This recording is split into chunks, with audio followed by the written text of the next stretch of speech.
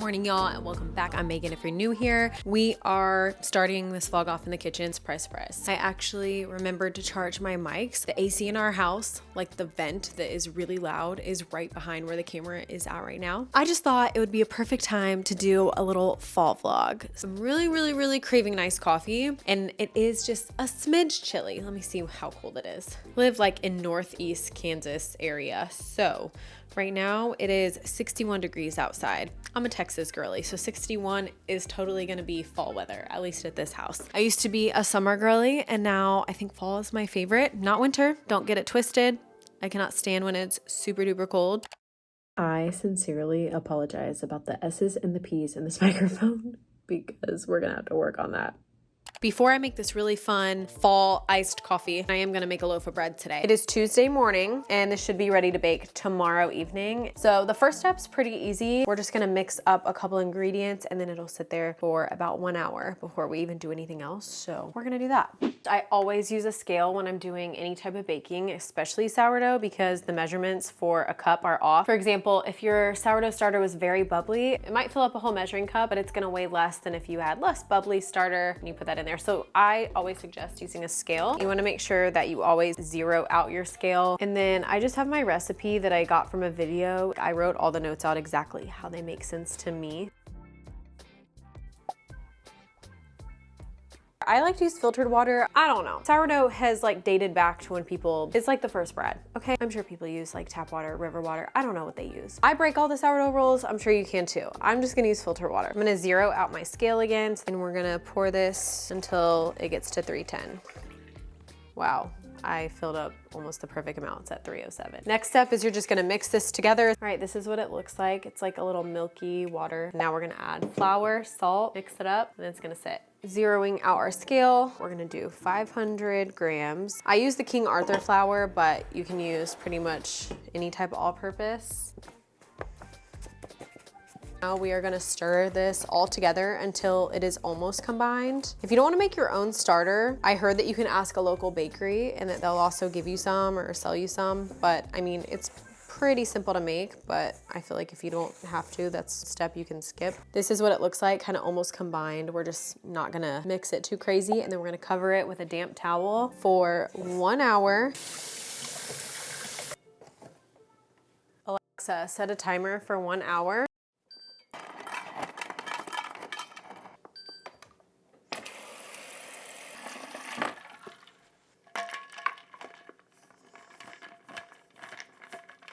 All right, here's what I've kind of got up my sleeve. Iced coffee, but like fall flavored. So I'm gonna brew probably a double shot of espresso. I got this from Trader Joe's. Listen, I was just thinking, cinnamon bun, okay. But then I also picked up pumpkin butter. We already tried this. Do I mix these two together? I think I'm gonna mix them, like why not? I'm just gonna put a little bit in this coffee mug and then brew my double shot of espresso on top. We'll add it to our ice and milk after. I don't typically add a lot of sugar to my coffee, so I hope this isn't too sweet. We're just gonna have ourselves a little treat today.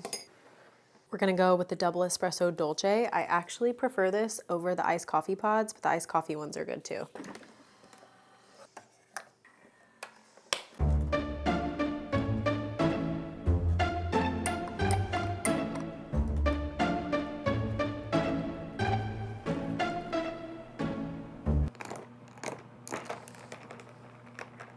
The final reveal.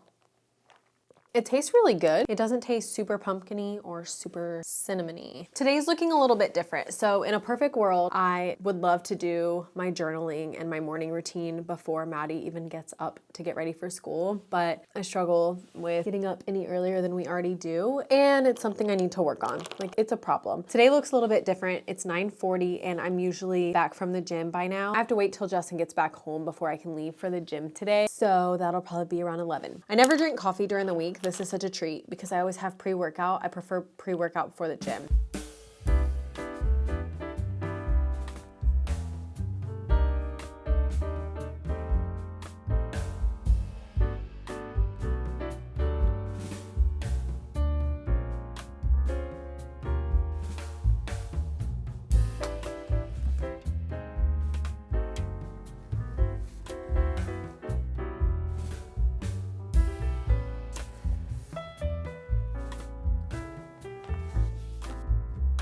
So this has been sitting for an hour. This is what it looks like. And now we're gonna do stretch and folds. So you're essentially like building up the gluten. We're gonna repeat that 4 times. So this will be stretch and fold number 1, and then we're gonna wait 20 minutes, do number 2, and so forth till we get to our 4th one. And then we'll go on to the next step. I don't wanna confuse anyone. I don't know if I'm really teaching anyone anything right now. I already washed my hands, took my ring off, and then I like to wet my hands really quick before we stretch and fold.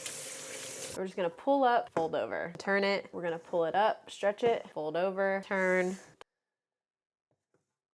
Definitely doesn't really look like it's gonna be a loaf of bread yet, but just trust. We're gonna cover it up, wait 20 more minutes. I know this seems like a lot of work. It's not. Forgot to put all my coffee stuff away, but just note that every single time you do a stretch and fold, it's gonna get harder and harder. Oh man, dude. If you're in my last vlog, from here up, we cannot keep it organized. Everything else, good. Anyways, if you're doing the stretch and folds, every single time you do it, it does get a little bit tougher and tougher. That's normal. It's because the gluten's forming. You are doing it right. Just trust the process. I've broken so many sourdough rolls. Sometimes I'll start the loaf and you know how you're supposed to wait 20 minutes and do it again? We've gone play pickleball for like 2 hours, even gone to brunch, come back, and then I did the stretch and fold. Is it ideal? No. I don't really notice a difference in the bread. It's sourdough.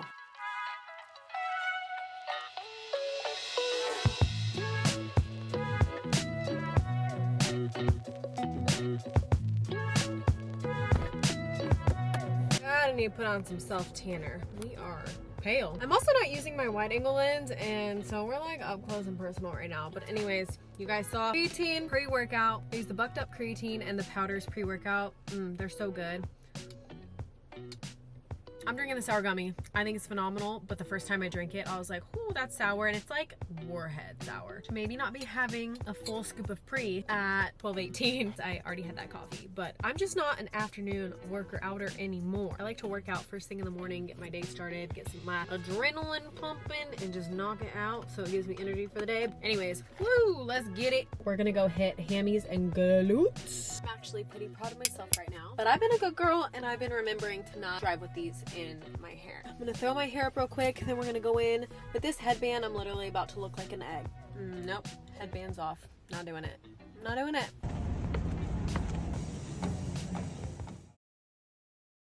Disappointing. No pumpkin. And give it up for the dinner that I've made in probably every single vlog. I just like to saute a bunch of veggies and then cook some ground beef. A pasta sauce, I prefer Rouse or the Trader Joe's, but really any that you like. I just like to look at the ingredients, add a little bit of wine, cook that out. And tonight we're making spaghetti squash. Just an easy way to get some really yummy nutrients in, another veggie. And then I also make some pasta just so that way Maddie can have some noodles. And sometimes I add a little bit into my spaghetti boats. The best part is that there's always leftover wine to drink. Spaghetti is just such a good staple. It's easy and it tastes 10 times better the next day. So we always make leftovers.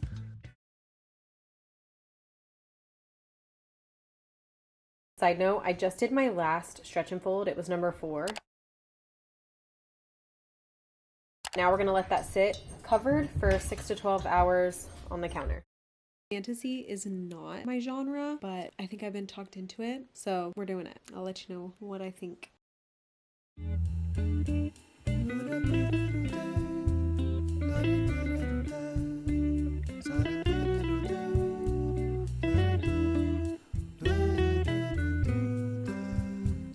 I'm so tired. I got up a bit earlier than I normally do today. I'm gonna go wake Maddie up and then I'm gonna show you guys the next step in my sourdough. When I said I break the rolls, the sourdough is supposed to sit on the counter for like 6 to 12 hours, but by the time I finish it and then go to bed and get back to it in the morning, it's probably gonna have been like 14 hours. It's always fine. It always comes out delicious. Maybe it would come out better if I did it the other way, but I'll never know.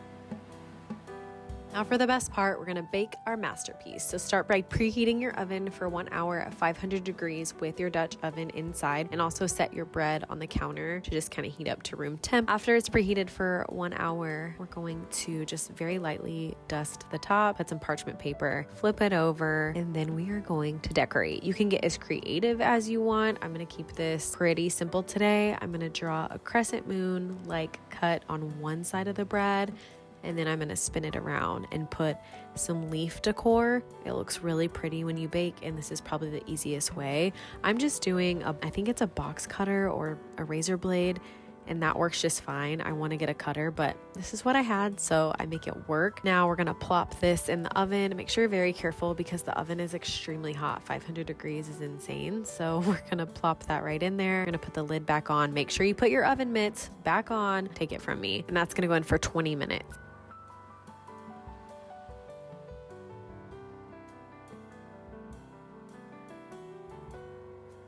After the 20 minutes is up, we're gonna take the lid off. We're gonna reduce the heat to 450 degrees and set a timer for 20 minutes.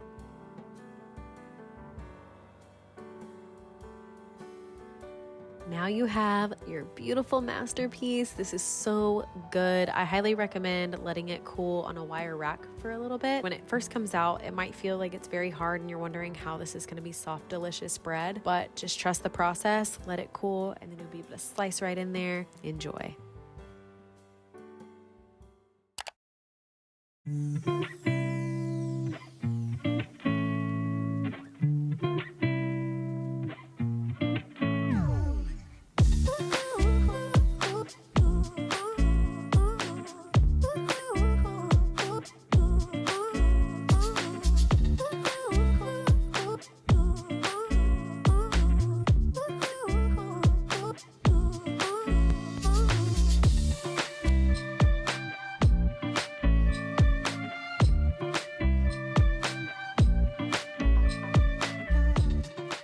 I was just looking everywhere for my AirPod case. It was in my lap. That was a freaking fire leg day. Not to like shamelessly plug here, slash I am shamelessly plugging here. I am a certified personal trainer and nutrition coach. Emphasis on the nutrition side, and more so just teaching people that they can nourish their body and enjoy things in life. It has to be a balance. And if you want to be like an extremist and never put anything that could be toxic to your body, like more power to you. There's so many ingredients that are allowed in our food in America, and I don't want to put any shame on anyone because we are a household that eats nutritiously, but we also sometimes have like processed foods, and I totally let my daughter have like Cheez-Its, and eating healthy is expensive and not everyone can do that. So I never want anyone to feel any type of shame on my channel, whether you eat all your meals from the frozen section or you never put an ounce of alcohol or processed added sugar, anything in your body. I'm here to help. I don't think anyone should ever be shaming someone else for what they do or how they eat. We can all live our life and do whatever the fuck we want. So anyways, rant over. The leg day was great. I'll tell you guys what I did really quick. I did a warm up because we are team never skip a warm up or cool down. That's so important. I think flexible muscles are strong muscles, and obviously warming up is very important to get maximum muscle recruitment. Get yourself fired up. Keep yourself from getting injured, says the girl who has all the knee problems. I did warm up, then I did RDLs, hip thrust, split squats, seated leg curl, hip adductor / adductor, superset, and a glute focused back extension. And then I was gonna jog, but it's so freaking beautiful outside and our days like this are limited. So I'm gonna go get some work done at the house and knock out some things on my to-do list since I'm already way behind on my schedule today because I was being a bum, and then go for a walk outside or a run or a jog. And real quick, I'm gonna go print a return label at the library behind me.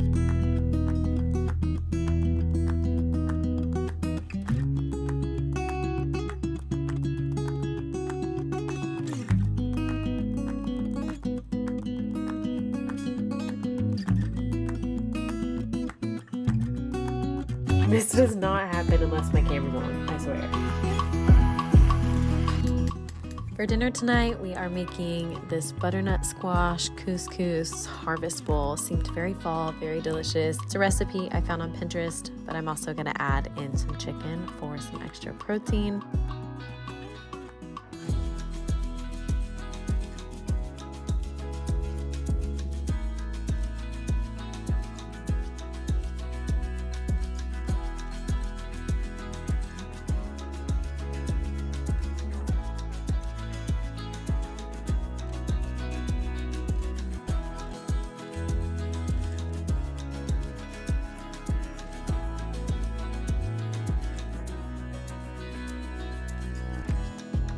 I seasoned the butternut squash and the chickpeas with some olive oil, some pink sea salt, some garlic powder, and some smoked paprika.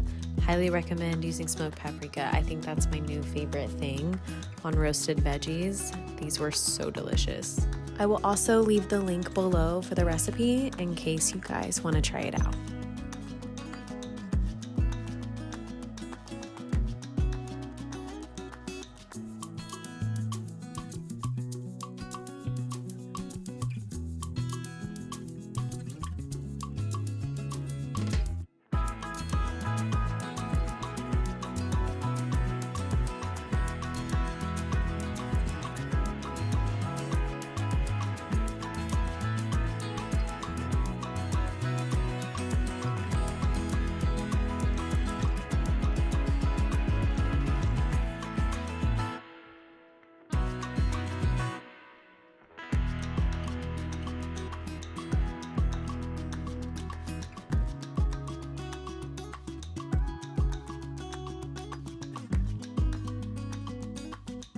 While the butternut squash and the chickpeas were roasting in the oven, Maddie and I decided to make the Trader Joe's pumpkin spice snickerdoodles. And if you've been following for a while, I love making things from scratch and just homemade. It just gives me such a homey feel. I like knowing what ingredients are going in our stuff, but sometimes it's just nice to have something super easy, especially during the week. And I will say I will be repurchasing these Trader Joe's cookies if they have them next time I go. They were fantastic.